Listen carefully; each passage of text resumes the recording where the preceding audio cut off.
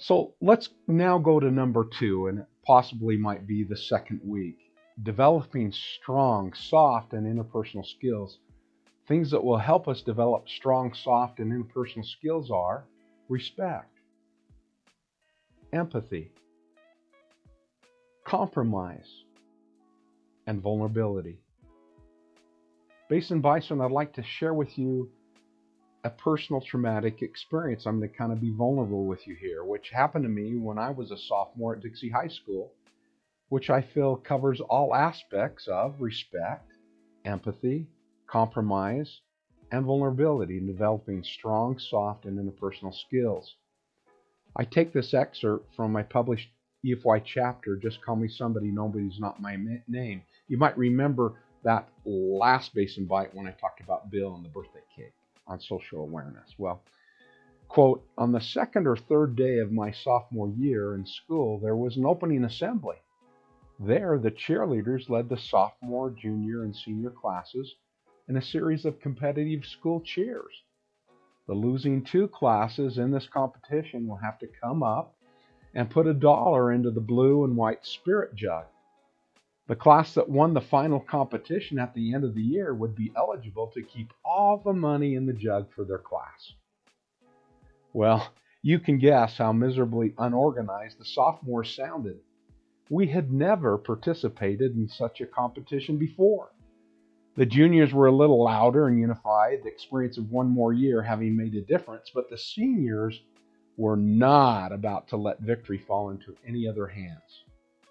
When the cheers were over, the head cheerleader asked both the sophomore and junior class presidents to come forward and put the dollar from each class into the spirit jug. Of all days not to have a spare buck, this was the day. The junior class president reached into his billfold and took out a dollar bill, rolled it up, and placed it inside the bottle. Luckily, a friend of mine came up on stage and handed me $1. After slapping the dollar home in the jug, I proceeded to make my way off the stage. I hadn't taken more than a couple of steps when I found myself being pulled back onto the stage. The curtains were raised, and there I stood surrounded by a half-dozen jock senior football players seated in their chairs. They were all dressed in their letterman's jackets, and hanging down from the curtain behind them was a sign that read, Jury. Next to them was seated another senior in black robes. He was the judge. Then they proceeded to try me and convict me of being a sophomore. The idea was that if I was the one chosen by my sophomore class to lead them, I would be typical of all sophomores. So questions were directed at me. Is he stupid? Cried the judge. Yes, cried the jury. Is he dumb? Yelled the judge. Yes, cried the jury. Then is he a sophomore? Exclaimed the judge. Yes, cried the jury. The judge then proclaimed, then he is guilty as charged. The crowd just loved it. It seemed as if the laughing and catcalling would never end. Up to that point in my life, I had never been treated in that way. The humiliation was difficult to bear. There in that one brief moment, in the midst of the loud taunts and jabs, I experienced the role of martyr. I was insulted. I was ridiculed. The victim. The scorned.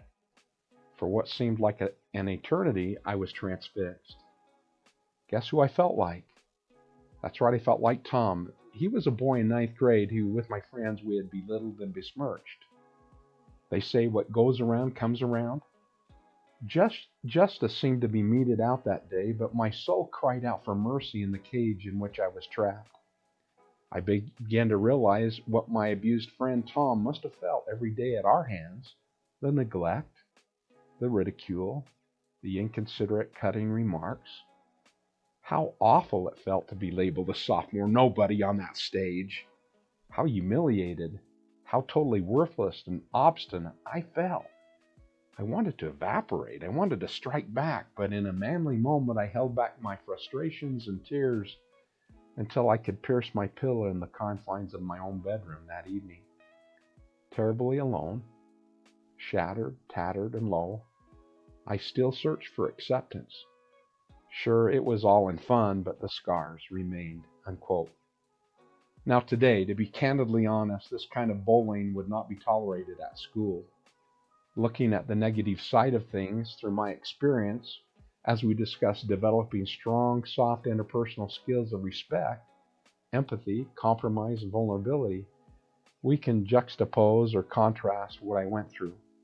I think you can see the lack of respect, the lack of empathy, the lack of compromise, and you can surely see my vulnerability